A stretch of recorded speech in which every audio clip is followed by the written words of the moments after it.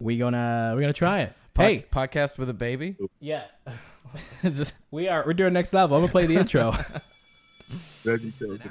Program podcast. He can't hear the intro. Yeah. He can't hear the intro, so he's not gonna. He doesn't know how cool this is. Welcome to Church Stories Podcast. What up, people? What up, party people?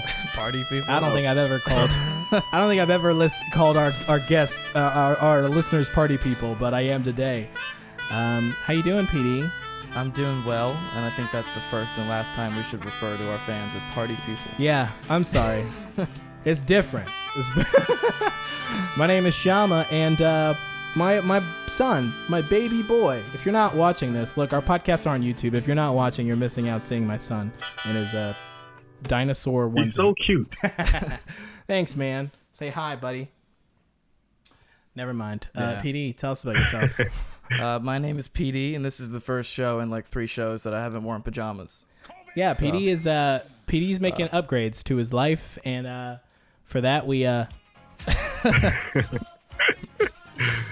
just kidding. Guys, welcome to the show. Church Stories exist because you laugh the hardest when you're not supposed to. And when are you not supposed to laugh? In church, usually. This is copy that we wrote like 2 years ago, and for some odd reason, we still insist on saying it, even though we're like, not entirely true, but we're going to still hold it down. Our guest today is a very special guest, a man of many talents. You may know him from multiple videos that have taken the internet by storm, but the most popular one being Water is Not Wet. Watermelone is up there, too. Watermelone. Pronouncing Yeah. things incorrectly. Music. Well, you know how... What else? Everything, man. TikTok, Vine, before TikTok, rest in peace. And now a guest on our show. So, of course, I knew about the Watermelone video, but I didn't know... I wasn't, like, aware of who you were until I saw you recently you recreated the meme with the cat and the, like, middle-aged white lady. Yeah. Like, that's when I became a fan. Thank you. Dude. Much the cat, yeah. Chaz, man, welcome to the show, dude. Thank you. It's good to see you. I hope you guys are enjoying the slowed pace of life. No? Maybe? Yeah, well, I mean, not. so I've gone back and forth. No. So I have enjoyed it, Yeah. but I also I work freelance in video. So I like downtime, but when I have too much downtime, I'm like, yikes. Yeah, I feel you. Yeah, how about yourself, man? How you been doing in quarantine? I've been doing pretty well. I got some roommates, quite a few roommates actually. So, and I tend to be on the introverted side anyway, so I spend a good amount of time just chilling in my room. But when I need to socialize, I got people there, so I'm really fortunate to have that. Yeah. Yeah, but I've actually, I've enjoyed being able to slow down a little bit, just not be so focused on always doing something that's so unhealthy. So yeah. Have you left the house like feeling super paranoid at any point? Like, do you go to Walmart and be like, "Is this the last time I'm gonna go to Walmart?" I wouldn't say paranoid, but it was weird. I remember the first time I went out after the stay-at-home order was instilled. I'm in LA. People don't know, but it's been pretty strict out here, and like for good reason. But I went to grab some ice cream. I had to go in and pick it up, and it was so odd because usually, if you know anything about LA, there's always traffic. Yeah. Always. Like rush hour is like 5 hours long. So it's insane. When I went out and seeing no cars on the road, and it was raining that day, and it's like never rains out here, and walking into the store and just seeing people like look at each other just real, like just afraid to go anywhere near each other if somebody's an alien is gonna transform if you touch them or something. It was just bizarre. That felt uncomfortable. But now people I guess are getting more used to it. But this whole thing has been pretty wild. PD, did you say that it feels when you go out in public, we all feel like extras? You feel like an extra in a disaster movie? Yeah, I went out to get pizza, and then downtown, I was just looking around, and I was like, I feel like we're the city that is like unaware that it's about to be destroyed by the Avengers fighting aliens or something. That is a great way to put it. And what city are y'all in? So we're in Greenville, South Carolina. Okay. Yee. Cool. Yeah, man. I think it's affecting everybody differently, and Yeah. even just Atlanta, they were ready to like pull everything back that quickly. Yeah, I don't. That's anybody the. on the same page. That's the thing. I was telling you. I was like, hey, we all need to be on the same page. I don't know, and by all I don't know who I mean, because I'm like, where does that? Is this the government? Then it trickles down. Like, how does this work? But I'm like, we just got to figure out, like, if we're all wearing masks, we should all wear masks, and if we're not, let's not. But being out in public and there's like some people wear, some people not. I'm like, I don't know. I don't know which is which, and I'm like, I don't know who's doing the better job. Yeah, my favorite article that I saw was from the Hard Times News that said Hardtimes.net. Yeah, hardtimes.net. Georgia to open bars and close hospitals and see what happens. Wow. Hardtimes.net is like That's it's like a satire site, man. But that joke was so freaking funny, man. I don't know, I've enjoyed all the laziness for sure. Just couch potatoing it up. Yeah, man. I just turned that into a verb. Wow. Well, couch potatoing, yes. Yes. See, that's the thing. Like, I like, I like downtime. But then if I have too much of like one thing then I'm like, okay, well, what's going on here? Then I feel like I got to do something. Mm-hmm. So when I work, like I've been editing this week, and I mean, I've stayed up, 3 hours, got 3 hours of sleep a night to knock out some edits. So I'm like, this is not good. Then when I don't do anything, I'm like, this also is not good. So I really need to find like a healthy medium where I can just kind of live and be okay with life, like a 9 to 5 almost, right? I was literally just talking with my roommates about rest. Like, we started doing a Bible study since 4 weeks ago. We started doing just going through Hebrews. It was one chapter a week, and we got into Hebrews 4, talking a lot about just rest and what that means. And what a lot of people don't realize is rest. You can be resting and working at the same time. Like, it's more of a state of being, an understanding mindset, knowing that we don't need to be like just this is a common word, but striving. Yeah, there's such a difference between I don't know, just looking at how Jesus walked. Like, this man. One of the stories that people were an example that somebody gave was when the centurion came up and was like, "Yo, Jesus, my daughter's about to die. Please come save her, heal her." And there's this crowd following him, and he's just taking his time, chilling. Woman comes, touches his garment. He's like, "Yo, who touched me?" She comes out like, "Hey, it's me."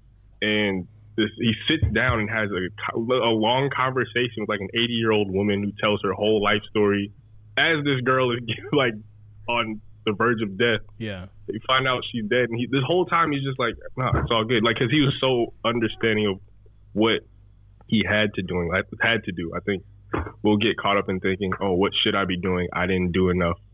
Blah blah blah blah blah. But not cutting it back to just cutting out all the fat and recognizing, okay, what's really. Hold on 1 second. Let me put that on Do Not Disturb. Excuse me. Sorry, I love how while you're talking about resting and being unhurried, your phone's like blowing up. You're like, "Whoa, I gotta." But just understanding what it really means to just Jesus never hurried anywhere, ever, never, ever. So I think that's like a good thing that a lot of people are, at least the guys in my house, were trying to step into during this time too. Right. And that's why I've worn pajamas for like 30 days straight. No, it's it is not. Those are different reasons. Don't try to heap that on this. But hey, hold up. Is Cookout still open though? Yeah. Yeah. All right, just want to make sure. Yeah, okay. Cookout's still open. Random question, but very essential. Yeah. Legit. Are you talking about Cookout too? Nah, he doesn't know. He does. He's just black. He don't know nothing about Cookout. But okay, Chaz. So I feel like we gave you like a half butt intro. What do you? Wait. No, we gotta give him the NBA playoffs. Oh intro. yeah. Hold on. Sorry. Oh, you didn't hear. You didn't hear okay. anything. You didn't hear anything. Do you want to do it? Yeah, let's do it. Okay, cool. I'm sorry, dude. No disrespect, but like, it's all good. We've done this recently, and we just got to do it again. right. Welcome to the show, Chaz Smith. Chaz Smith is an internet viral sensation known for his work on Vine, TikTok, Instagram, YouTube, and any other social media platform that will allow him. Viral success after viral success. We're super happy to have him on the show today. Welcome, Chaz. Thank you. Yes. Glad to be here. Chaz is also wearing Pleased to the be here. coolest Thanks very much. glasses known to man. I'm looking right into your soul. You really are. Oh man. I got to ask this, Chaz. Like you travel a lot.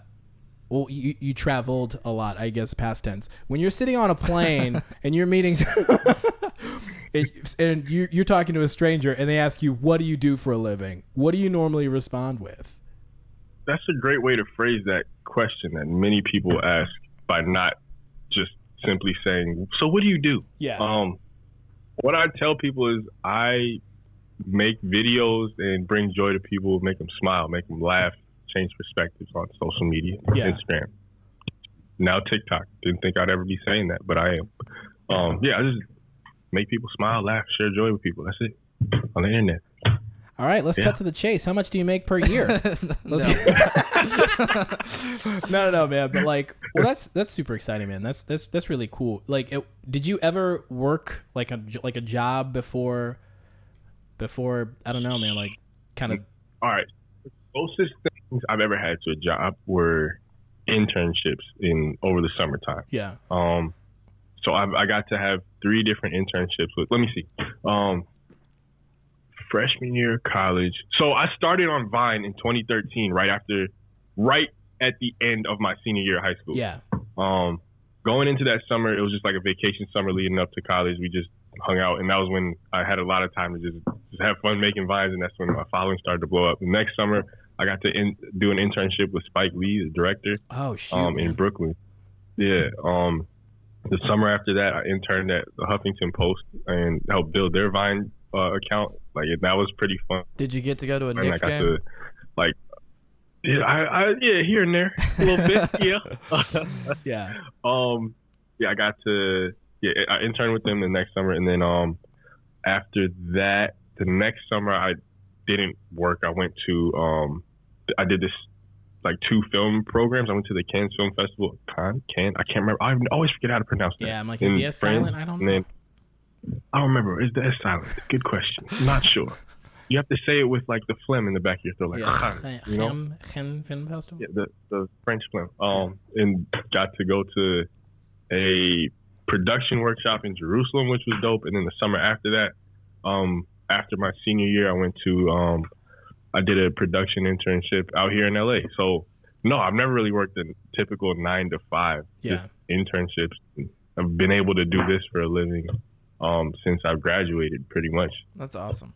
So yeah, That's really cool, man. so awesome, man. So, Yeah, I've been my own boss. who are your Yeah. comedic Which is- influences? This is something I'm interested in. I love Caleb City. I always say that. That dude is so funny to my me. Gosh, Caleb man. City. Yeah. I'd say Kevin Hart as well. I think he's hilarious, especially his first 2 stand-up Yeah, specials. dude. I'm a grown little man. It's seriously funny. I actually, just a little bit, but peed in my pants when I was watching Seriously Funny at the say it with your chest part. Yeah, dude. Oh gosh, I'll never That forget was the ostrich story Dude. from his stand-up. ostrich Do you remember that? The ostrich story where he talks about his head, son, buddy, his head was looking this way, but his body was facing that way. I thought you said Oscar. I was like, when has Kevin Hart ever gone to the Oscars? Yeah. No, the Oscars, but that was bad funny too. Dude. Yeah, so Caleb City, Kevin Hart.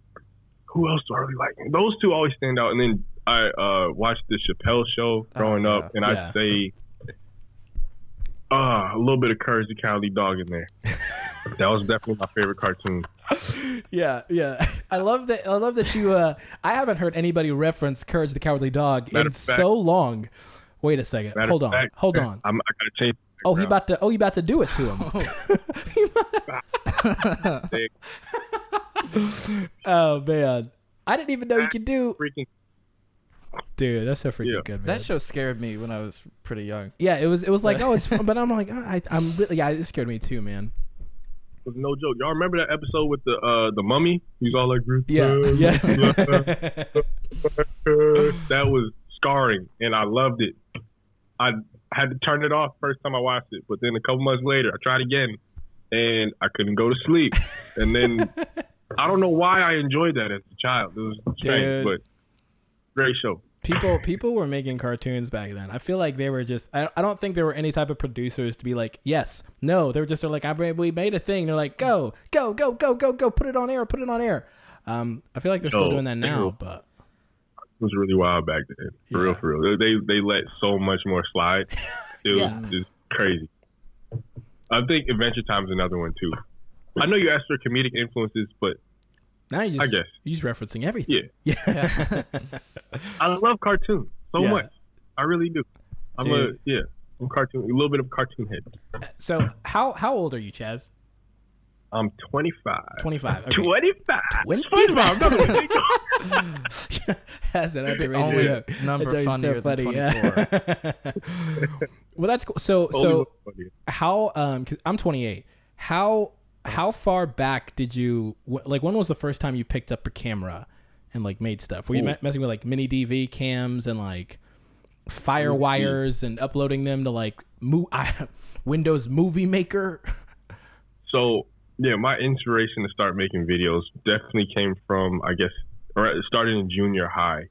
Like I was involved in theater from first grade through, first grade, second grade, third grade, and then sixth and seventh grade. Like I just enjoyed being in front of crowds of people. Yeah, I loved it. It was fun. But in my school, the school that I went to, we had a couple video or editing classes, like one animation class, and it was just fun making videos. And then the first time I really made like a long video was in seventh grade. We had to do, for our final project or something, we had to make, I don't even remember what it was. Our video ended up not even being about the assignment. I just ended up having fun making people laugh on the actual project. It was totally, but she gave us a good grade because it was funny. Yeah. I don't know. It was so stupid. But, there was that, and then my older brother, we started, y'all remember Photo Booth, right? Yeah. Those days. Yeah. We just recorded. I'd always see him recording a bunch of videos, send them to his friends, uploading them to Facebook. And that started like a joy for me for making videos. And then I think within the next year or two, I made a music video parody to Pretty Boy Swag by Soulja Boy. It was called McDonald's Bag. And I deleted the video, but it had like 7,500 views. I deleted it because I started to cringe too much. I want to see that now. You should. I still have the song. I don't have the video anymore, but I've been thinking about remaking it. Could you send us the song so we could put it at the end of the podcast? Oh, I don't know. I'm actually thinking about recording it and putting it out later this year. I want to rip it off. Yeah. But that I started when I was like 12, 13 years old, just having fun fooling around. Dude, that is so funny, man. That song was so bad, that Soulja Boy song. Like, dude, this right here. It was catchy though. It goes, dude. So it was catchy. I loved it when I was younger. I watched a documentary about Soulja Boy that was on Netflix for a hot second. And let me tell you something. The kid was flipping burgers at Burger King and just somehow knew how to game MySpace to make it big. Yeah. It's really like people can say what they want about his music, but he's like the first dude to really like read the plays and go, "Oh, cool. This is how I win." And he did. Yeah. I mean, fashion back then. Let's say. I mean, like, look, if he could only. There are so many pictures of him wearing the freaking quadruple XL shirts with the aviator glasses. The shaded. Like, what were those? Yeah. It was not a good time for fashion, but he went all in. That was 2000s. I always say that 2000s was like the best era for music. The early 2000s. Yeah. I'm talking about like Nelly, Pharrell, like Jadakiss, all them like best for music and hip hop, but the worst for clothes. It was just aside from Tim's and Air Force One. Yeah. Even though Tim's were more like 90s, but Air Force Ones were like the only good thing about fashion back then. Everything else was just like back then. People were making bold choices, man. Like it was like, hey, I don't know, man. At the time, it really did play well. But then like 5 years later, you're like, 2 years later, you're like, man, what were the colors? Like I saw a picture. Is like I think it was like Debbie Ryan, the Disney star. She was on the red carpet, and dude, she was wearing like baggy pants, like a vest with a shirt, and like a hat, like to the side, like a ball cap to the side or whatever. And she wore that to like a red carpet event. And real confused. I would have just worn pajamas. Yeah, that would have aged better. I'm gonna change the effect because you keep mentioning pajamas. Yeah. Hold on. Oh, here we go. That's nice. Y'all recognize what this is? No. Wait a second. Hey, whoever can, if somebody's watching this right now and DMs me exactly what this background is, then I will. I don't know. I'll do something cool for you. I was like, he's either going to make a huge promise or like a. Yeah. Oh, man. I'm just happy that there's no footage that exists of 6-year-old me doing the Soulja Boy dance. Because I know it happened. Dude, I bet your parents have something. I hope not. Middle school party. They're like, do that little dance. Do that little dance that you do up in your bedroom. And you're like, this right here, I'm a 7-year-old white boy. I don't know how old you were.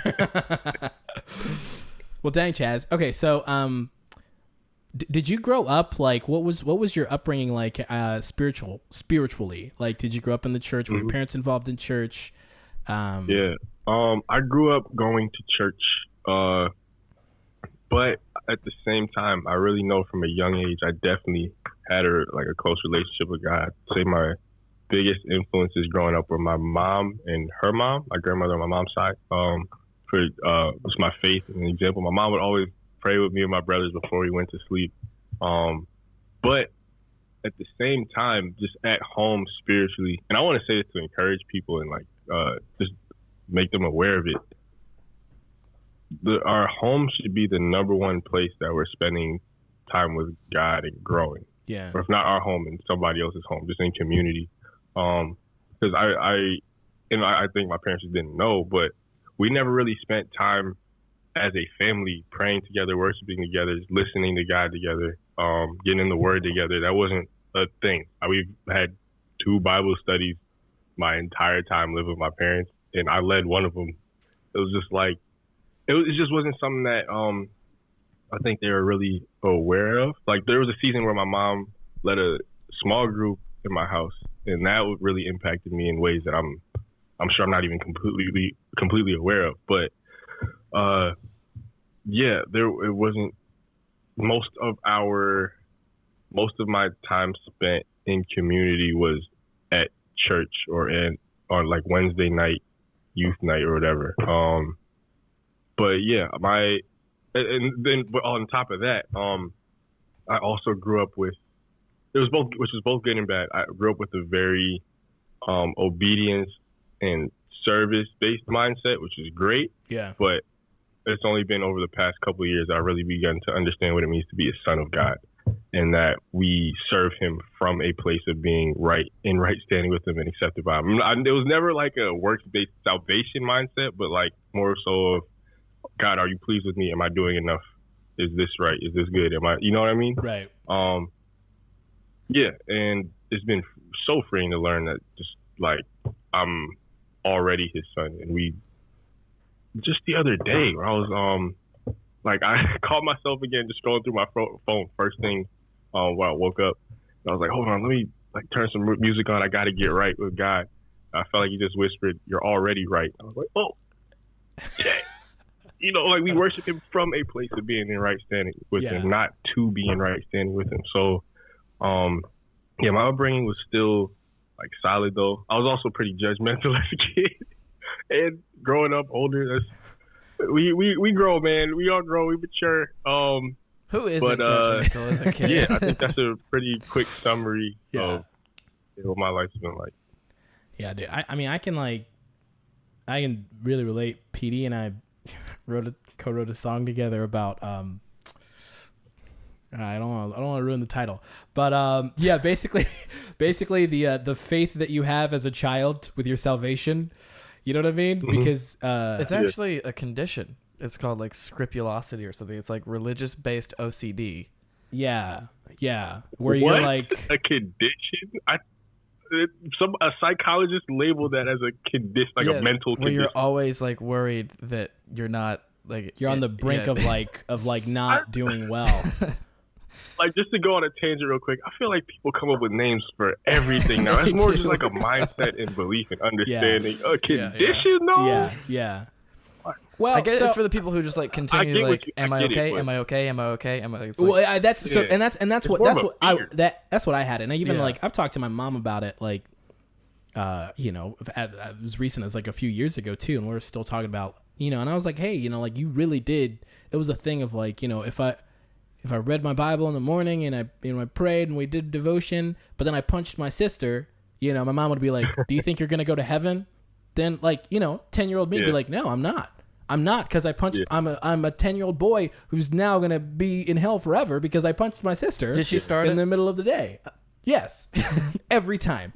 But no, so there was this like, you know, this like and I mean it really like the deconstruction happened like after college. I went to a Bible college, but there was still like this whole mindset of like, man, I can't, you know, I gotta walk the beam of my faith and I can't cuss and I can't do that, I can't do that, I can't do this and I can't right. You know what I mean? So, I mean, I don't know if it's condition is the right word, but I could say that I was very much conditioned into this, you know, just my works, my life, everything about me should be this. I don't know, like at any point in time I could fall out of the grace of God. And right. I don't know, man. It's not. I mean, I don't know. It was just a little too severe. I would say. Many people have. I'm just hoping right now people who are listening to this are being freed from that because it's so common too, like that belief and mindset. But go ahead, PD. You're about to say something. I was just saying, like, so many people that I know, I was that way too. It's just like almost everybody. If you grew up in the church, because I mean, you're a kid, you have a limited understanding. I think it's just like, you know, like I don't know, man. I don't know. People every time, like our parents also say their parents ruined them. And then you know, so it's like every generation's like, if it wasn't for that generation, then that generation's like, if it's where we blame it on the boomers. So I think there is like, you know, this blame, but there was. I mean, I grew up Pentecostal in the South. So there was this whole like, you know, we're at church and you're doing this and you're praying and you don't smoke or chew and you don't dip, smoke or chew, and you don't hang around people who do, you know, type thing. and you know, if you heard somebody cuss at Walmart or whatever, you're like, man, can we just pray for that person who's just going through, he just needs Jesus, you know what I mean? And then, you know, God forbid somebody like, you know, has a baby if they're not in high school or if they're not married, you know. So it's like these I don't know, man, like these sins that we just kind of bullet pointed out. And I mean, it wasn't good. Now I'm like, you know, we weren't right.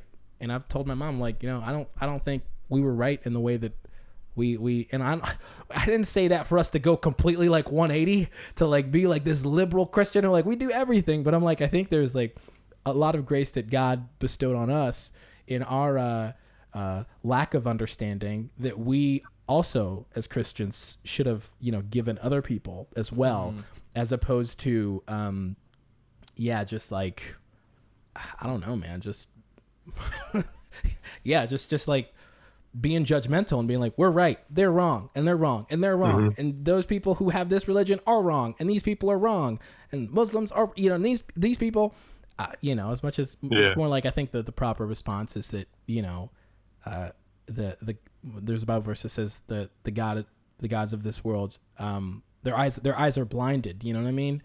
So yeah, I don't think that, you know, you don't blame a blind person for not being able to see. You know what I mean? As much as, you know, we who do, us calling unbelievers or whatever blind, but, you know, we see, you know, God has given us the understanding and the belief to see. But yeah, I guess that's it. That's my religious kind of point of view. I'll play the air horn, so I'm up. Yeah. Sorry. Oh, wrong one. Sorry, wrong one. My bad. I missed it. I'm sorry. We have an air horn sound drop, so we normally play that after deep spiritual conversations.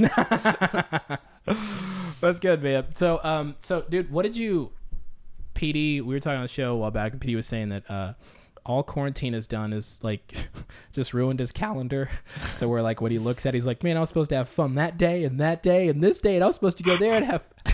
So, like, what things that I mean, I'm not trying to like bring up like hard feelings, but what things were kind of canned by, I don't know, the pandemic that you were really looking forward to or are currently postponed? You know what, man? Whenever I've traveled, it's always been for something that was like I was invited somewhere, or I was going to visit family, or there's like a specific purpose or reason that I was going on a trip that I wanted to go to, like an event with an organization trip wanted to go to or something like that. But for the first time back in like August or September, I bought really cheap tickets round trip to London for like $550 total back in September, August for the week of March 14th to the 21st. Yeah. Right. Just to go, because I've always wanted to go to London, never been there before. That's it, right? And that got canceled because, because of the virus pandemic. And what's wild is I was going to go with a group of friends, and right before, I think within the week or two before we were about to go, they were starting to talk about travel bans and stuff.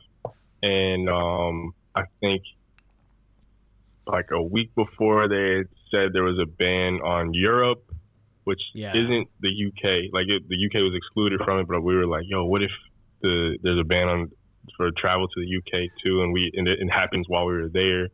And so, we last minute we decided not to go. And I think a day or two after we left, that was when they put it in place. So that wasn't best, but I'm like, all right, it's all good. I got my money back. I can go another time. But I do have a friend who's been stuck in Paris for months. Really? Not even Paris, like outside of Paris. So, Dang, it's like being stuck in Paris doesn't sound so bad. Ooh, but I think being stuck outside Paris? Come on, man. You aren't even seeing the Eiffel Tower. That's like worse than being stuck here. It's like Paris, your regular home outside of Paris. That's about it. You're like, ugh. I'm just salty because like every month that I love pro wrestling, and this company I follow will announce that they're canceling like the next 3 like sets of shows, and so like it's like every month I get to be more sad. Yeah, they're like, welcome. It's May 1st. If you were excited about stuff, don't be. Stop right now. I'll tell you, man. Well, that's really cool, dude. So I mean, have you enjoyed like making things from home or whatever? And Yes. People, I really have. I've been focusing more on making music, which is cool because like I tend to be very hard on myself about everything, extremely picky. And just but the music that I'm making, I actually like, and I'm excited to. I'm putting out 2 songs next month in June, so those are gonna be out. I'm not gonna say what they're for, but I'm really really excited to release them, like both parodies and serious stuff. I actually posted a snippet of one of them on my Instagram account. Like that one's serious, another one's just a complete joke. Like it's gonna be fun. But that song you put on Instagram that's awesome. something I've been more focused on since the quarantine, just creating music. And you had Social Club produce it, right? Marty, so my friend who so this is how it happened. Marty said he was looking to sell a beat to somebody. My friend who I'm working on the song with was like, yo, hey, could I buy this? And he was like, oh yeah, sure, he got it. And it was funny because like I've talked to Marty outside of that, but after my friend got it and listened to it, he's like, yo, I just feel like Chaz would be good on this song. He said it to me, and then I already had something written just about from a while ago. And so I recorded it. They're like, yo, he was like, yo, this would be dope. And so then we we're making it work. It just kind of worked out real quick. Hey, that's dope, man. Dude, do you just in terms of like the creating process, I think like PD and I, we write together and we produce projects together. What is like the most fun part of the process for you? You know, For is me, it like it's when you seeing get the how- idea at like, 2 a.m. and you write it down, you're like, this is going to destroy. Like, what is it? Or like putting it out, pressing upload. Yeah, for me, it's seeing the responses and how what I create impacts people. Just knowing that people are getting joy from it and that it's lifting people's spirits and making them laugh, or they're like, oh snap, I can relate. Like so on the day I posted the snippet, one of my friends texted me and was like, yo, dude, this gave me the energy to get out of bed today. Yeah, wow. Which I was like, yo, like it's always dope to hear stuff like that, even though that's exactly the result that I want to get from content like that. But just being able to to articulate what's on my mind or what I'm going through or have gone through, and for somebody to be able to say that they relate to it so much that it shifts their mindset in such a positive way that can get them going, that's the best thing for me. That's so cool. Have you ever made people mad though? Because like our last project annoyed a bunch of worship leaders on Facebook forums, and I'm just wondering. It was a mixed bag. Oh yeah, I made a skit. I don't know if y'all seen it, but I made a skit where I was trying to think of an idea to do for Thanksgiving, and like just an awkward Thanksgiving or something like that. And somehow I took that idea and combined it with when Abraham had to, what it was probably like for him to tell all the men that dude, I saw this. Circumcised. Yeah. And I was like, yo, what would that have been? And there are a lot of people saying it was like sacrilegious and all this stuff. And, dude. And like, I kind of think Jesus was over there laughing with me as I was writing it, bro. Like, that joint was funny. Yeah. Like, that people got mad at that way. But I mean, whatever. It's impossible like to have everybody happy with you all the time, especially when you have a big following on the internet. Yeah. But I still really try to consider like, okay, is this really okay to post? Because there are times where there are ideas I've thought of that are like, nah, that's not okay. That would not be all right. Oh, yeah, us too. Like we have to can a bunch of stuff because people will not respond well. What's it like for you guys being able to always have somebody to work with? Do you all like? Are there ever times where you both come to a wall and you just don't have any ideas? How do you get through that, dude? Well, we work with like a pretty, I wouldn't say big group. Maybe like it's probably maybe about 5 to 8 people. Yeah, so there's usually not a shortage of ideas. But we have never. I think just we've known each other for. Like I've known PD going on 10 years now, and I've known all the other guys, for about 3 plus years. So we just have like just an insane amount of trust in each other. Like I would never want to do a project like without them.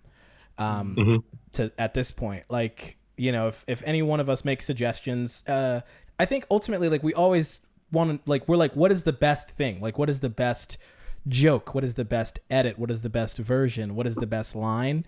And from that, once we answer that together, I don't think anybody's ever been jaded and been like, well, I wanted this and you did that. It's usually just kind of like, hey, let's go with that.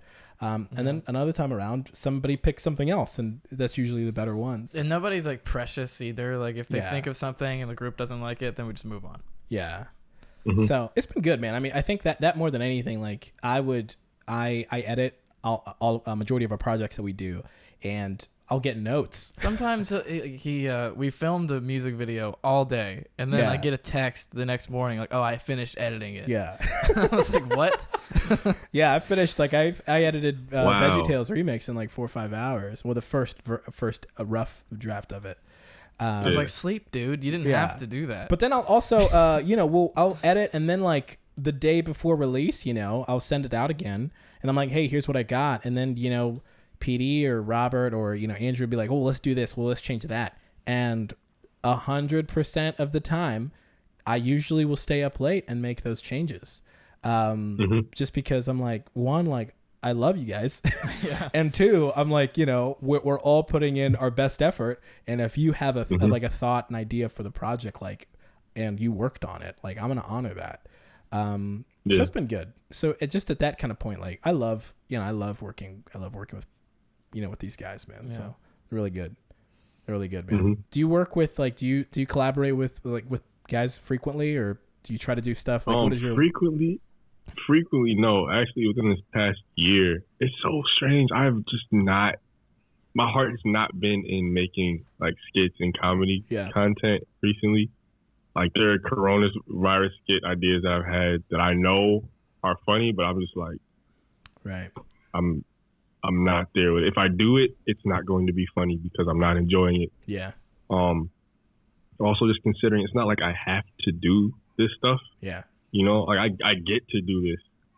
And even on top of that, there are times where I've made videos within this past year because I felt like, dang, I haven't made a video in a while. I need to. People like this stuff. I know it's going to do well. Let me just make it. And I've literally gotten comments of people saying like, yo, did you even want to do this? So you could have just, hey, don't create videos that you don't want to make, bro. I was like, I was just being, and I was shocked that they even recognized.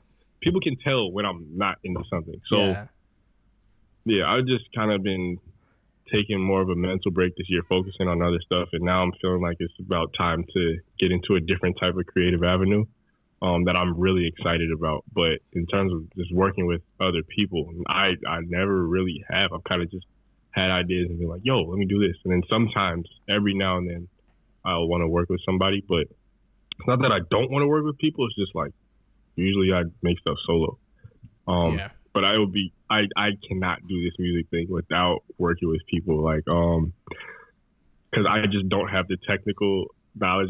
I have a background of doing video stuff. I studied film production in college and gonna go to grad school for film production, but then I decided to just take the social media route. So I have like understanding and a good amount of experience with editing and things like that. But when it comes to music production, no. I tried for one of the songs I'm releasing next month, the other one, not the snippet I posted, but the other song I'm releasing, I tried to create like a pre-production file of what I wanted it to sound like. It was trash. You're like trash. Yeah. Had to take the microphone peak because that's how trash it was. Sorry. R.I.P. Dude, you're good. You're good. We'll fix it in post. I decided. I straight up told him like, bro, I know I said I was gonna do this pre-production, but I think it would just be better if I met you there and I just made the noises with my mouth and you try to copy it. And that's exactly what happened. Yeah. I told him I made it. He was like, yeah, this is terrible, bro. Yeah. Yeah, I am going to need help and need to be working with people, and I want to work with other people. Yeah. I just have so many ideas. I've written a lot of stuff over the past year, and I'm excited to create and put that stuff out. Yeah, I think McDonald's bag is going to have an impact. I think that's going to bless our generation, surely. Yes. Really, you're gonna get people are gonna be like, man, 2020 was rough. I didn't know what I was gonna do, but then Chaz dropped McDonald's bag, and I'll send it to y'all after the interview. Awesome. Oh, dude, heck yeah, man, dude. That's so. I will say, just in that, like, one thing that I do love about creating with people is, there are like a plurality of ideas and of wisdom and understanding. Because I feel like sometimes we'll come up with an idea, or I'll come up with an idea, and I'm like, this is great A. And then I'll tell it to PD, and PD will be like, so-and-so did something like this, or that's somebody already did a version. And I haven't seen that idea. I'm not even like plagiarizing it. But I'm like, oh, okay, well, somebody's already done it, or people that we know of, like in our circles, have, done something. And I'm like, oh, well, that's fine. Which is, to me, I'm like, I'm glad that, but then also there is like, you're being open to sharing things. And that's kind of weird to be like, I've got an idea about a dude and he's, he's swimming in you know what I mean? So it's kind of, it feels weird, especially with music, like, yeah. Or like you'll have an idea and then something will get completely changed. So you'll be like, oh, what if we did it like a completely different way, but it's like kind of the same idea. Right. Like we were going to do a sketch called Divorce Press Conference, and then we ended up making it Breakup Press Conference. Right.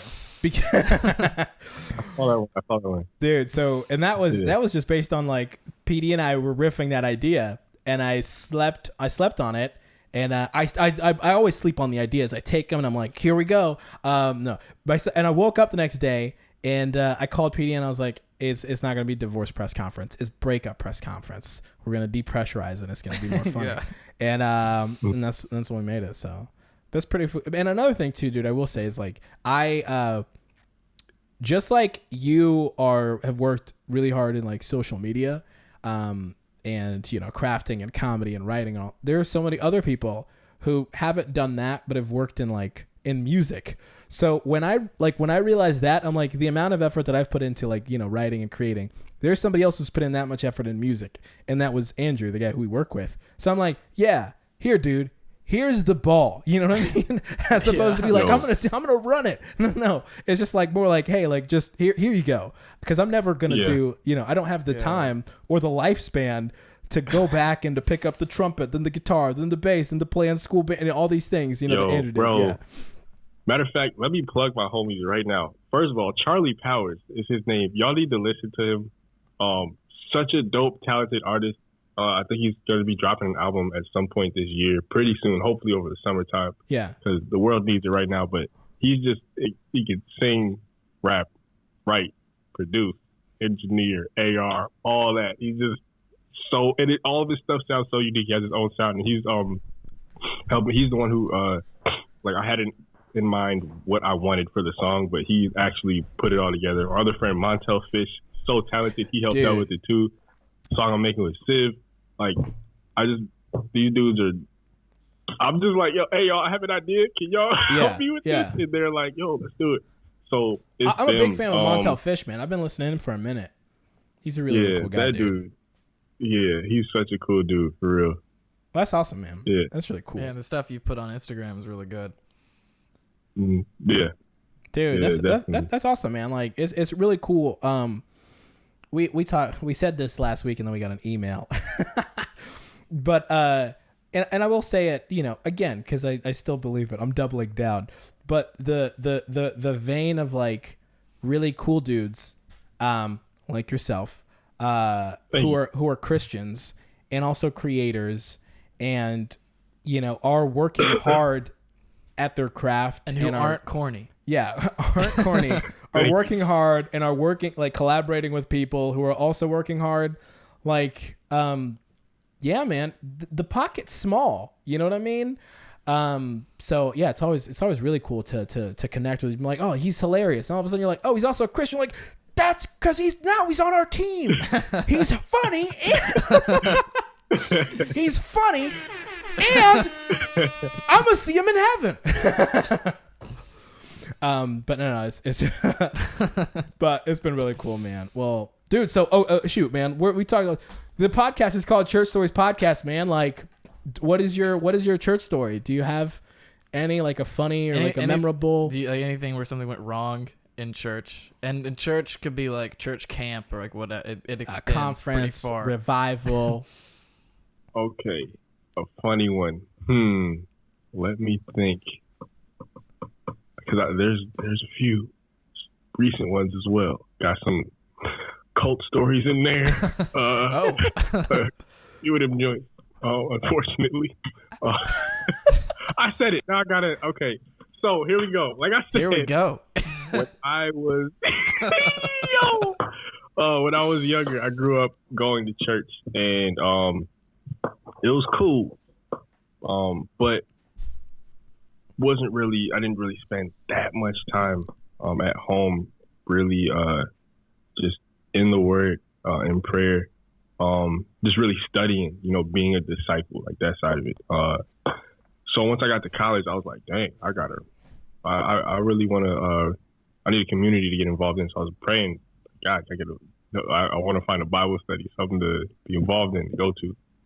And bro, I'll never forget freshman year, second semester, I went to UPenn in Philly, and there's this single walkway that goes through the entire campus from like 34th Street all the way up to 40th, and over 38th Street there's a bridge. It's like a really nice view once you get on the bridge, but it's kind of dark on either side. Like there's some lighting, but at nighttime, like you'll have to like squint your eyes if you really want to see somebody's face. And so I'm walking back at night. Right around 8 o'clock, I was headed to a meeting for like this video production club. They make like one short film every semester or something like that. and I was trying to just find community to get involved in. So I found out about that. I've been praying for a Bible study to go to too. On my way, right as I'm getting to the foot of the bridge, this dude pops out of nowhere and is like, "Hey, you want to go to a Bible study?" I was like, "What, bro?" And I just my spirit jumped. I thought I just got startled, but I didn't later. There was like a little red flag went off. But as he kept talking, I was just like, "Oh, I guess I must have just been startled." Ever. He was like, "Yeah, man, we have this," and his eyes were like always just real, like looking like that. I was like, "Hey, people are just different. I don't want to be, you know."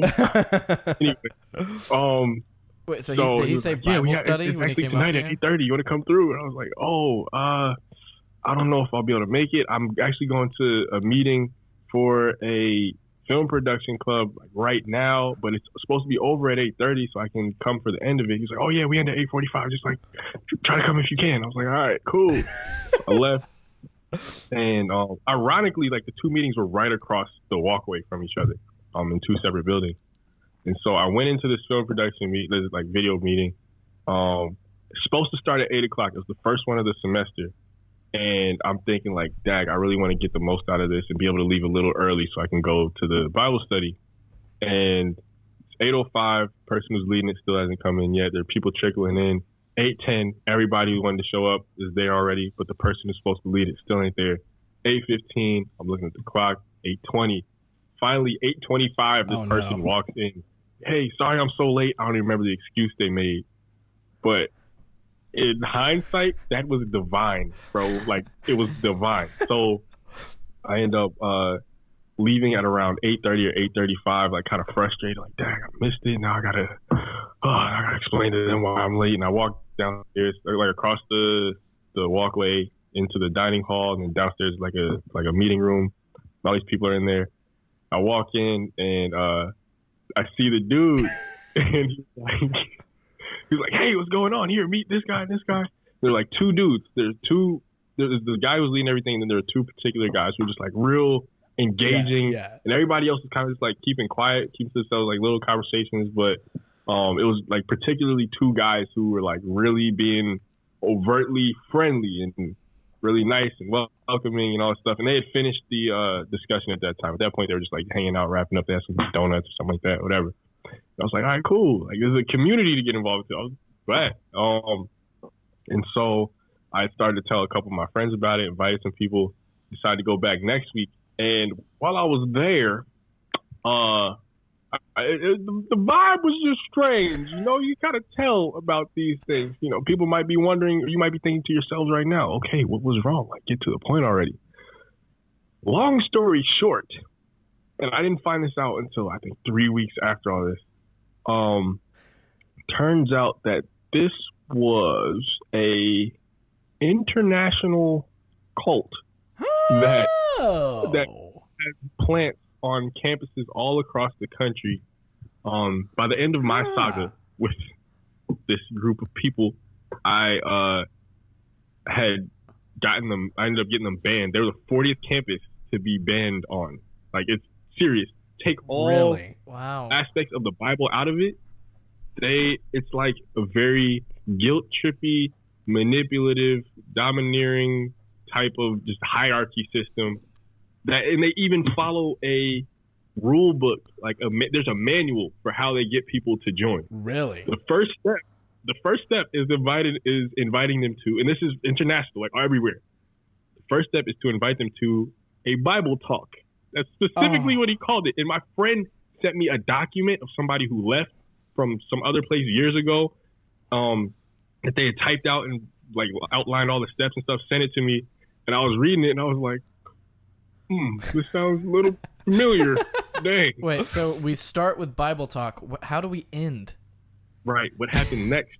Oh, now you got the context. What happened next was they invited me to their church, and I go in there, and it's like not too far from campus. I like met the dude at his house, picked me up, gave me a ride over there, and I walk in, and during worship, like they were playing. There was just like a singer, and then like one person was playing the guitar, and I started to clap my hands. Right.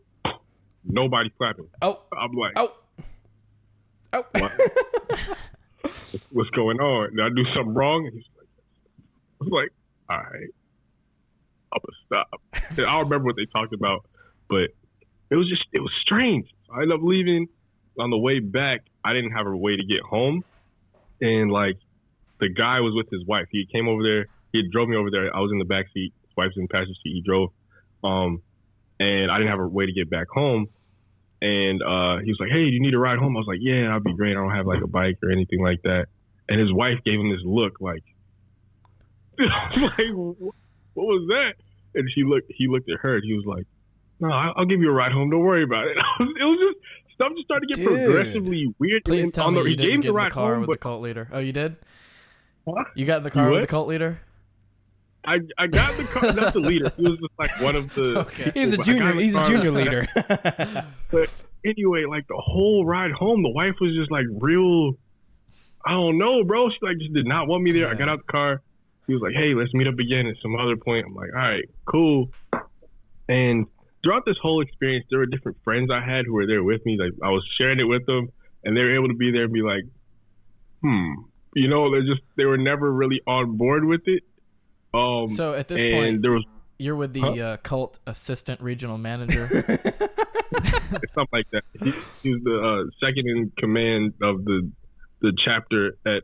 I don't know. Yeah. I'm making something. So there was one night. I remember it was a Sunday night. This was the strangest part of it. So Sunday night, the dude whose name I will not say invited me to his house for just to hang out, and there was another interruption. Like I had already had something scheduled right before that. My friend had started like a book club on a Tony Evans book, and had invited like just a couple other guys.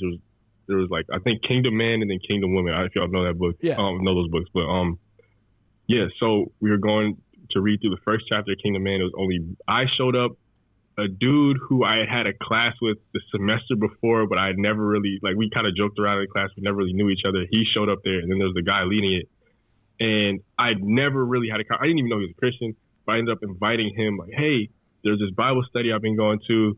The head of it invited me over to his house. You want to come with me?" He was like, "It's Sunday night. Yeah, I don't have anything else to do. Cool, let's go."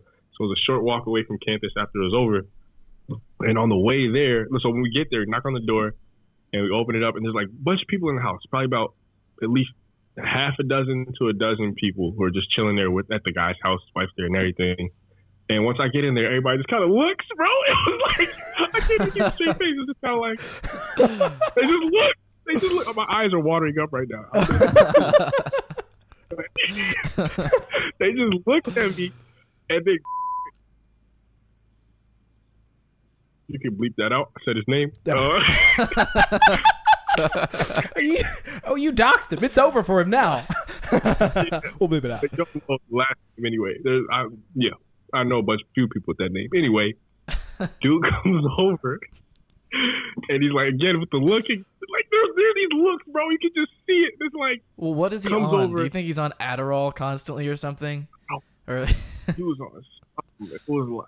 Just manipulative Jezebel spirits. I don't know, bro. But anyway, so he comes over. He's like, "Hey, what's going on?" Oh, there's a part that I left out.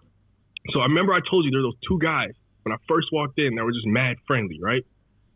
That first night I walked to the Bible study, and so I got in their numbers too. We were talking stuff, and so I texted one of the guys and hit him up. I was like, "Hey, man.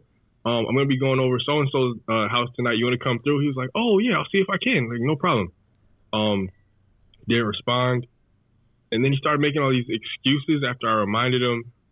It was just, it seemed like really off. Like, why wouldn't you want to come through? He just like, "Yeah, I can't do it." Like last minute, he's like, "Yeah, I just can't go." I was like, "All right, whatever." So I was going with my other friend who I met at the book study, and we show up there at the door. People give us the lift. The guy comes over, and he's like, "Hey, what's going on?" And as he comes to the door, everybody starts filing out his house. Everybody just starts leaving. All of them. Nobody left. Like 12 people just cut out, like roaches. They just scattered. It was gone. And so we walk in, and it was just me, my friend, the dude, and his wife. And I walk in, and he's like, "Hey, do you like my house?" And I was like, I just looked for. I wanted to give a genuine comment. I was like, yeah, it's colorful. And so we sat down and just proceeded to have this conversation. I'm so glad my friend was there, bro, because if he was not there, then I would have been like just lost for real. He started to make a long story short, like twist and bend scriptures, and this is what he truly genuinely believed though, but he started twisting and bending all these scriptures to basically make the case that we're saved by works, and that it's a matter of how if we are not making sure that other people come to the faith, if we're not going out and preaching the gospel and bringing more disciples, making more disciples, then we're not actually saved, and that we won't be saved and all this stuff. And I was starting to believe him. Like, it was slick the way he was saying it. Yeah. And at that point, I hadn't really studied scripture for myself to truly know. And like, he was even twisting, like, it's crazy because Ephesians 2, 8 through 10 explains how we're saved by grace through faith, not works, right? Yeah. He was using that to say that we are. Like, that's how like skilled he was. Gymnastics type of, like a spiritual Jedi. It's kind of like Doc Antle, you know. From Tiger King? Did you watch Tiger King? I watched it, bro. Oh. I haven't watched it yet. He was like twisting it, and if it had not been for my friend there to be like, "Oh, hold on, no, that's not what I grew up being taught. That's not what my Bible says, bro. You twisted it up," and it was crazy because I swear I would have like believed that it had it not been for my friend, and it got to the point where like my friend was going back at the other dude like, "Yo, no, you tripping? Like that's not true." Yeah. And the guy was getting mad, and he was like, "Look at my friend," and look back at me and keep trying to convince me. And then my friend kept cutting in and be like, "Nah, bro, that's not." He was being respectful about it. He was like, "Nah, that's just not it." And so finally, we ended up leaving. Dude was heated. Walked home, and I was like, "Yeah, man." It's really making me think about what he said. Until the moment we left, my friend just kept saying, like, "Bro, that's not. I just don't think that's like my grandmother always told me about grace. And it's crazy because that reminds me of what like the letter Paul wrote to Timothy about his mom. I think it was Lois or something. I don't remember, but about like Timothy being trained in the scriptures for the time he was really young. It's just like, yeah, I felt like that was my friend in that moment, and so anyway, I ended up telling other people about it, and then finally one of my friends sends me that manual, and I read it, and I saw these like there was even like a 60-minute documentary done on that particular cult, and finally I was like, dang, I've been hoodwinked, bamboozled. It was crazy. So that wasn't it though. I tried to go back and tell them, like, set up a meeting with them again and tell them how like, yo, this ain't it, and try to show them and break down scripture like why it was wrong, and it was just not it. He brought one of those two dudes with him, and the guy was just sitting there. The other dude was just sitting there silent while the main guy was like talking the whole time. And then I finally asked the other guy a question, and he looked at the main dude, and the main dude had to give him permission to even speak. It was just so controlling and manipulative. Jeez. Anyway, I'm glad I got out of that drink. It only lasted for a few weeks, but I heard stories of people getting involved in that same exact. I'll just say the name, put them on blast. Like, why not? It's not. It was called the. Should I? Like, considering maybe people listening, huh? Let me just say it, and then we can beep it out later. I just pray that the experience that I shared is speaking to people because they may be experiencing the same thing right now. Yeah. I'll go keep it at that. I'm not gonna say a name or anything. Tell us after, because I want to know. But anyway, so my friend sent me the manual. Another friend of mine sent me the manual after. I'm like, oh snap! And a couple other things that said were you have to do whatever your discipler. Like there are disciplers and there are disciples, right? So if you're under somebody, you're under your discipler. And in this 10-step manual, it said something like, you have to do whatever your discipler tells you, even if he or she is not Christ-like, and even if what they're telling you to do is not Christ-like, which is just totally the opposite of everything we believe. Yeah. Like we're to follow, love, and serve God, not submit to people in that way. And they'll twist scripture to make you believe that, no, you're to submit to me because I'm under God and you're under me. Like, nah, bro, we on the same level. We brothers and sisters in Christ. Like, you may be like a spiritual authority, but you don't force me to do whatever you tell. You know what I mean? Yeah. So Yeah, that was Dang, a little that's a story trip, I had man. back in the day. Yeah, Yeah. that's crazy. Dude. I mean, this is controversial, but I say that like I want to be the first good cult leader. I want to have the first good cult. You know? What would that? What would the name be? It would just be like just cookies and just I don't know. cookie cult. I remember It's saying we just get together. like,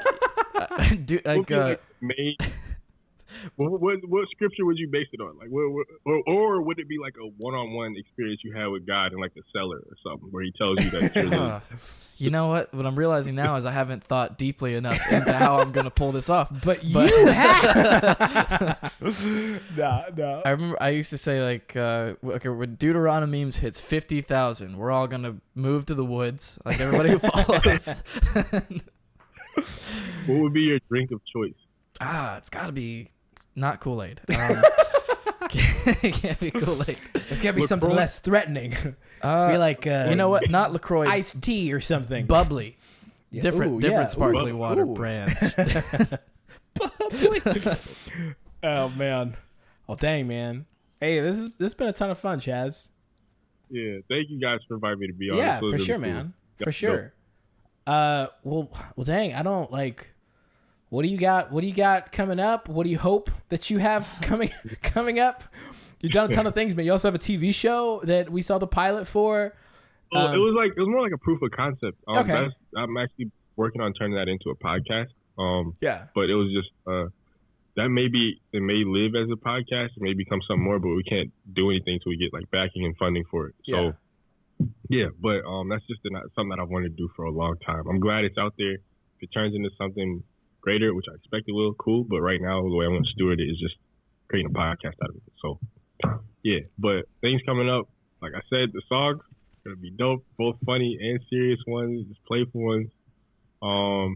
Just enjoying doing that, making videos with them. What else? Yeah, and just enjoying.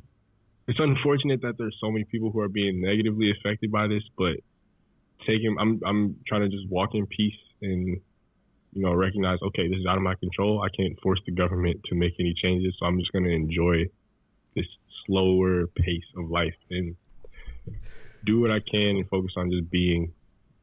Yeah. Yeah. Well, dang, man. Well, that's really good, dude. Hey, we don't extend this invitation out to too many people. Or at least I don't. But if you're ever on this side of the country and you find yourself with a few days in the Carolina area, we'd love for you to come up, man. Yeah, We're going to treat you, I'm brother. down. I'm going to take you to the best meeting 3 you ever had in your life, Chaz. Blow your mind, man. I'm down. Sweet tea so sweet, you're going to down get for instant sure. diabetes.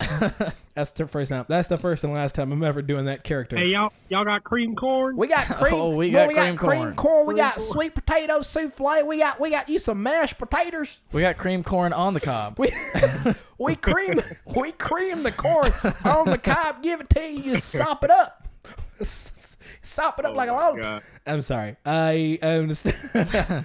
That's my alter ego, Sherman, which is who drives the squatted truck, and it was all about meat and threes. But dude, if you're ever in the Carolinas, man, like legit, we'd love to. We should collaborate on something for real. I'm so down. I love to make a song with you guys. Yeah. Hey, we don't got to be in the same place to make a song, Chaz. So Cool. we'll Okay, let's talk about that. For real. Let's talk about this.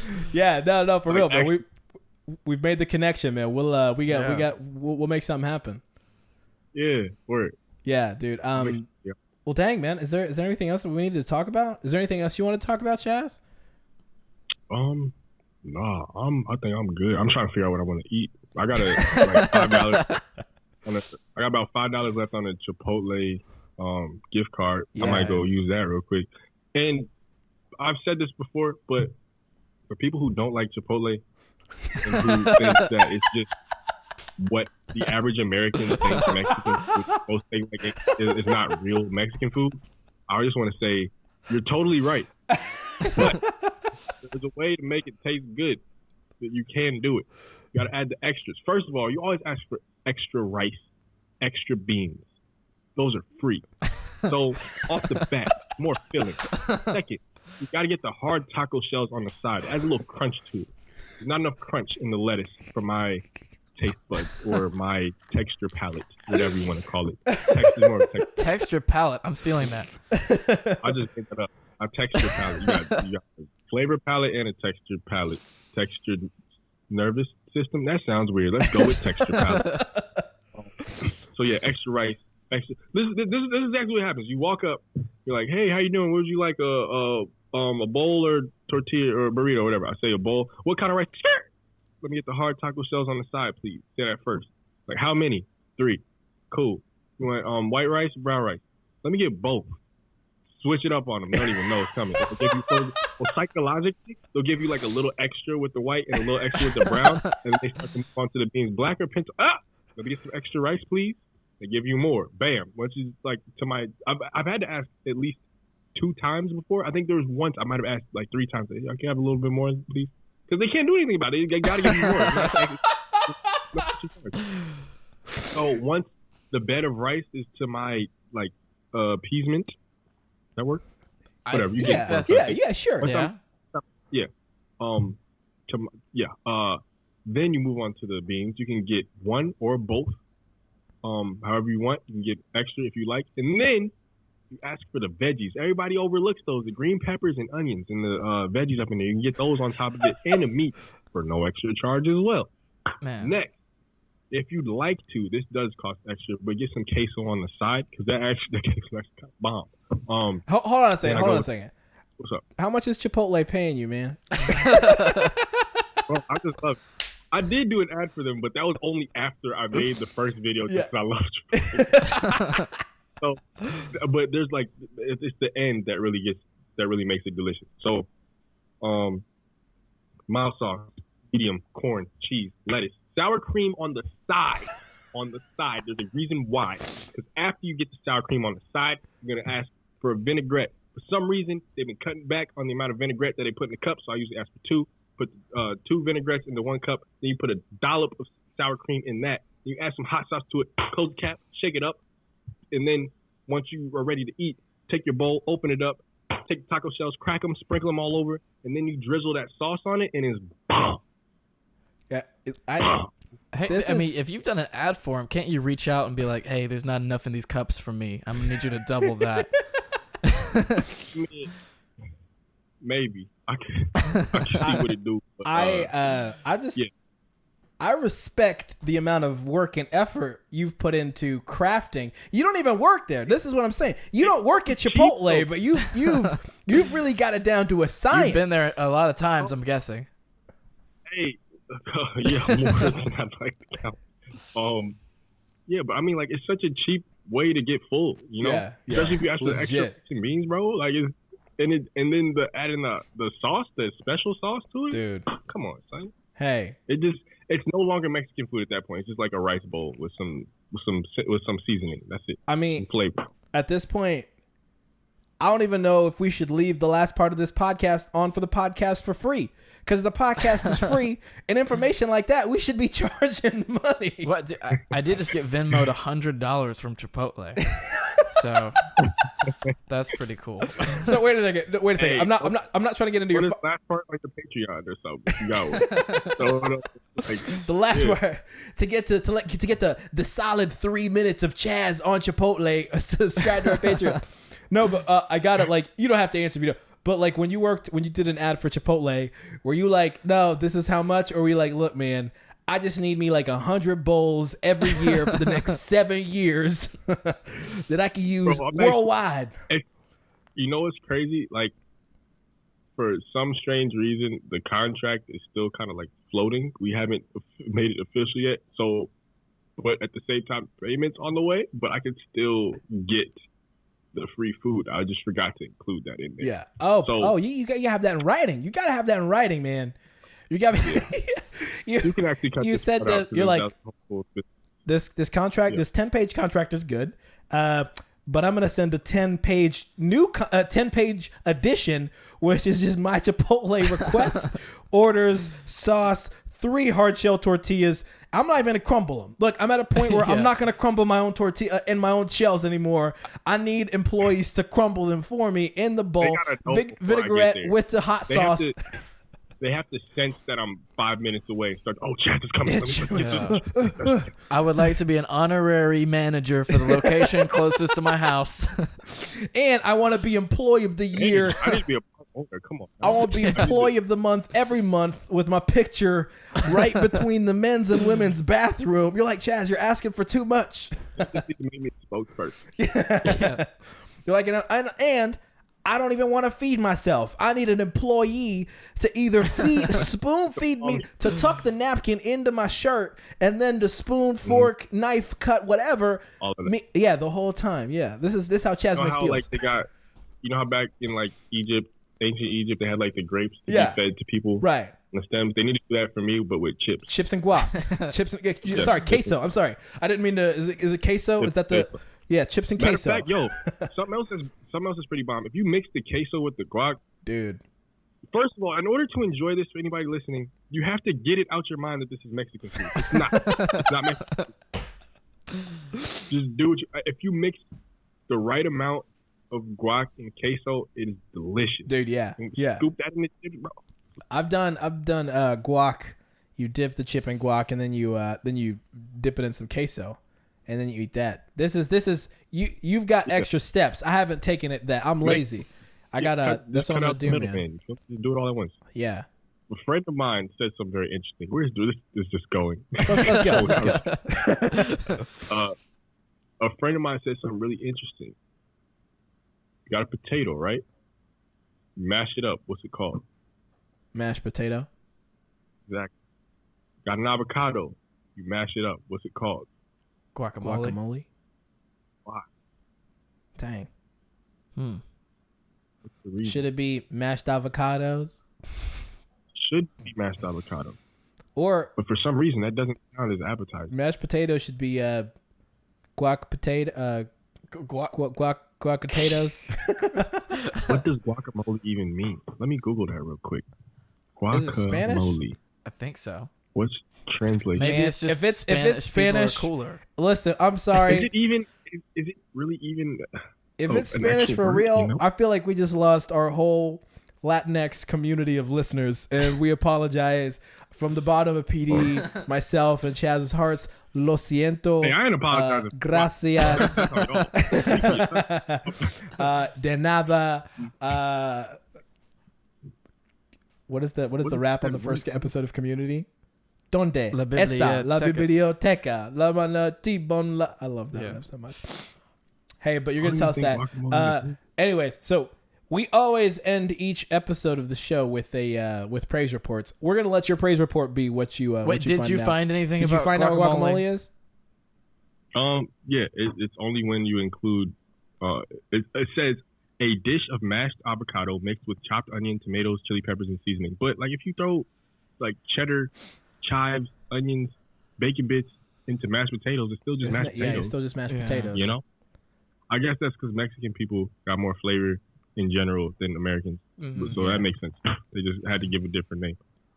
Hey, that's true. Stop talking. I've been talking a lot. Justice for mashed potatoes. Yeah. And then just one more food. The big. This is just mashed potato. Yeah. A note about food is observation that if you go to a Chinese place and the staff is all white, the food is not as good. I'm glad you understand that. I got a theory too. If a restaurant does too much, none of it's good. Like there's a restaurant in town called Taco Sushi where they have a Mexican menu and like a Chinese, like an Asian menu too. And I've had both several times. Can you combine? Not good. You can. You can get. I think that only works for local restaurants though, because Cheesecake Factory kind of be hitting them. Hey, dude, don't get me started. Like continent. Yeah. Are they open? Some people hate on them because they're like, I don't know. No, Cheesecake Factory tried to sue their like owners or something for having them still pay rent. Yeah. Yo, Cheesecake Factory, dude. For the record, man. That was how big of a power play. Yeah, Cheesecake Factory, the owner was like, while we're shut down, we're not paying rent at any of our locations. That's awesome. And I was like, but Can you just do that? Can I do that? I don't know, Just be man. like, hey, I'm not paying my bills for a while. Hey, and you put it out on the. I don't know, man, but for some odd reason, like eat the rich, but no. But for some odd reason, like big corporations or whatever. But when when Cheesecake Factory did that, I'm like, hey, let's see. They're on to something. Let's see how far they can take this. Yeah. I need to follow up on that. But no, man. So we always end the show with praise our third reports. and final closing. Yeah. Yeah. Because the podcast. No more. Is finished. No, I'm just kidding. That's Kenneth Copeland. But we end the always end the Kenneth podcast. Copeland, Kenneth Copeland. The I blow. I could've- COVID-19. Yeah. I demand. Oh, guys, it's over. Both Kenneth Copeland and Chaz have blown on the coronavirus. No, but we end each episode with praise reports because we just like to testify about what the Lord has done in our lives. Can I get an amen? Yeah. Well, but I'll start. Go ahead. Coronavirus is canceled, or it was Hold on a second. Wait, hold your praise report. Okay. Now. The coronavirus is over. Chaz Smith blew on it, and the Bible says where two or more blow on the coronavirus. Yeah, this is a highly overlooked verse, but PD and I are both invoking it today for the first and last time on Church Stories podcast. And ladies and gentlemen, rest in peace. First of all, we have Chaz himself on the line. Chaz, could you update us on what the situation is? I think.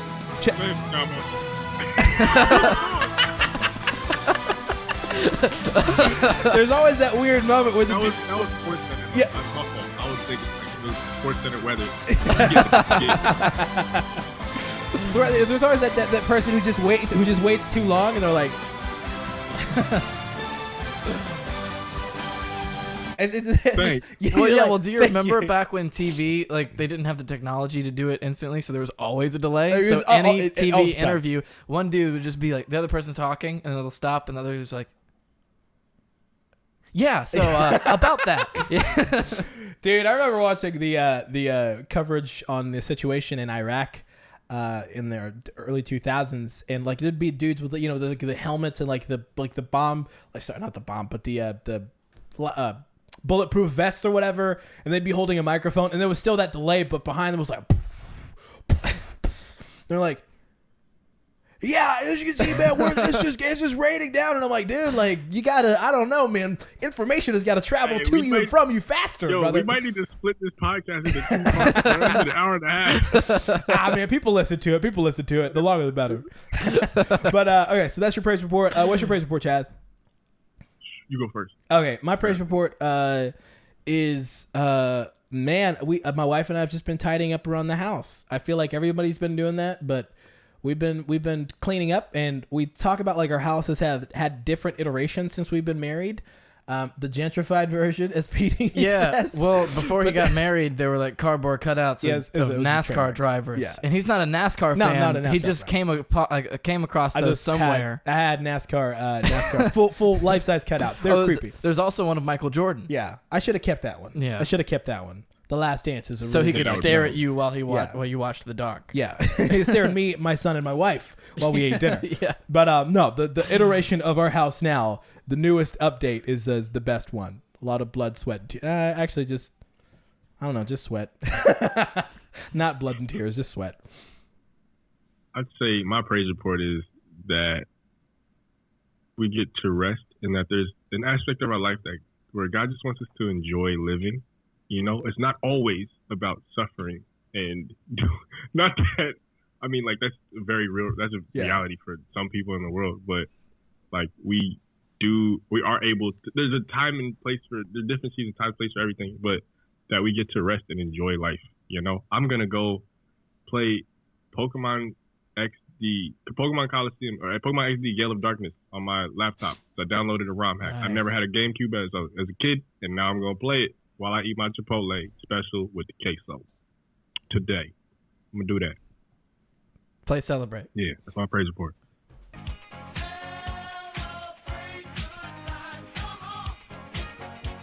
A man who's figured it out, Chaz Smith. No, but no, man, that's super good, dude. This is legit. This conversation's been all over the place, but look, this is where they should be. People love them. People listen to them. I hope people listen to this and people keep up with you, man. We'll drop your socials in the description. Yep. And yeah, man, I feel like this is awesome, man. We talked about doing a podcast, and finally we did a podcast, and yeah. Do we want to say anything else? Yeah, congrats to y'all. Hey, man. Hey, for sure, dude. This has been a ton of fun. Dude, legit though, when you do your, if you decide on doing a podcast, legit the most fun you'll ever have. Just in terms of creating, it is, there's something like, the podcast has saved PD and I's relationship.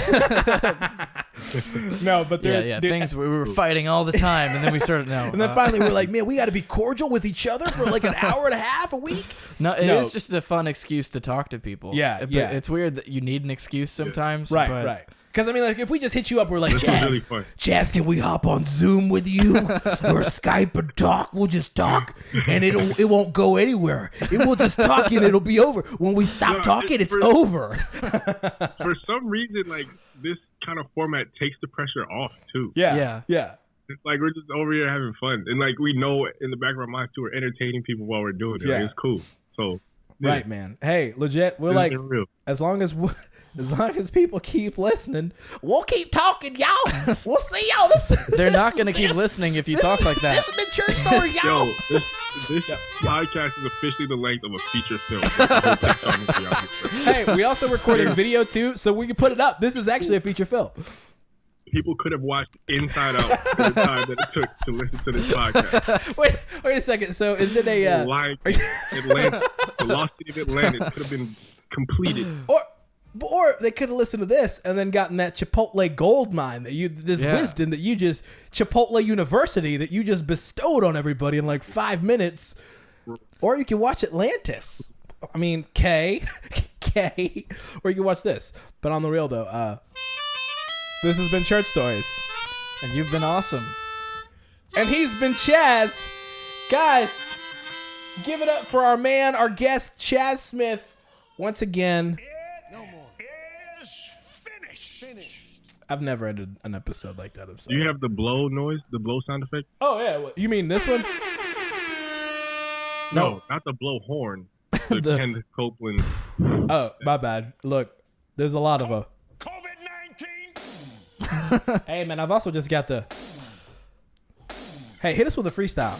Hit us with a freestyle. One time, yo. Chaz on the mic. Listen, sitting down with this podcast. Yeah. Wait, it's not even on beat. Dude, I'm sorry. I got it now. Hey. Just finished the... Is it still not? Dude, I'm pressing the button as we go, man. I'm sorry, dude. I think there might be an audio delay on my yeah. headphones. Yeah. Look, I think I got I thought I had... No, I don't, man. I'm sorry, dude. I'm sorry. Well, I'm a beatbox for you. PD and I both will beatbox, and you'll rap. Hey,